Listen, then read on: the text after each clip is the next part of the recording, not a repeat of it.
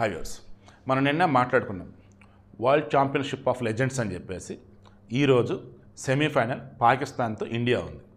But is my trip అని చెప్పేసి ఉంటుంది.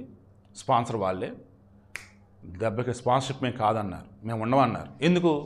అంతకుముందే మన ఇండియా లెజెండ్స్ ఎవరైతే ఉన్నారో యువరాజ్ సింగ్, శిఖర్ ధావన్, వీళ్ళంతా, సురేష్ అయినా ఒక లేకి గైడ్తో ఆడి ఒక టెర్రరిస్టులతో ఆడి గెలిచే కప్పు కూడా కప్ప, అదొక విజయమా? అవసరమేలా? వాడితో మేము ఆడం, పోరా ఫైనల్ పో అని వదిలేశారు. సూపర్ కదా. నిన్న మాట్లాడుకున్నాం. అయితే రెండో ఛానల్లో పెట్టినట్టున్నాను. ఏమని? ఇదిగో పాకిస్తాన్తో మేము ఆడమని చెప్పేసి లీగ్ దశలో చెప్పారు. బట్ అనుకోకుండా మరలా సెమీఫైనల్ వాళ్ళతో ఆడాల్సి వస్తుంది. అవతల వచ్చేసి ఇంకో సెమీఫైనల్ ఎవరెవరికి? ఆస్ట్రేలియాకి, సౌత్ ఆఫ్రికాకి. వాళ్ళు ఎవరు గెలిస్తే వాళ్ళతో ఫైనల్ అనేది ఉంటుంది. ఖచ్చితంగా పాకిస్తాన్ మనల్ని ఓడిస్తారు. కానీ క్రికెట్, టెర్రర్ రెండు ఒక చోట ఉండవు. రెండు ఒకదాంతో ఒకటి కలవు. పాకిస్తాన్ వచ్చేసి టెర్రరిస్టులకి కేర్ ఆఫ్ అడ్రస్. ఇండియా అందరూ కలిసిమెలిసి ఉండే ఒక గొప్ప దేశం. క్రికెట్ అన్నప్పుడు కూడా ఇండియా మొత్తం కూడా క్రికెట్ ఫ్యాన్సే. అటువంటిది మనం ఆ టెర్రరిస్ట్ కంట్రీ తాడేదేంటి, ఆ లేక్ గైడ్ తాడేదేంటి? మేము ఆడమని మన వాళ్ళు చెప్పేశారు. ఇంక వాళ్ళు ఏముంది, హ్యాపీ కదా, ఆడకపోతే ఆడపోయారు, ఫైనల్కి వెళ్ళారా అని వాళ్ళు హ్యాపీగా ఫీల్ అవుతారు. ఆ మొక్కలు అదే బ్యాచ్.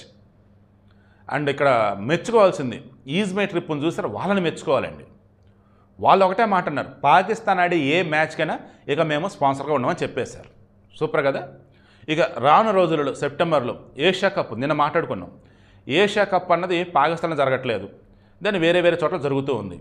గ్రూప్ ఏలో వచ్చేసి ఐ థింక్ ఒమనా ఏమైనా, అది యూఏఈ, పాకిస్తాన్, ఇండియా ఉన్నాయి. దెన్ పాకిస్తాన్ ఖచ్చితంగా మ్యాచ్లోనే ఉంటాయి. మరి మన వాళ్ళు ఆడతారా లేదా?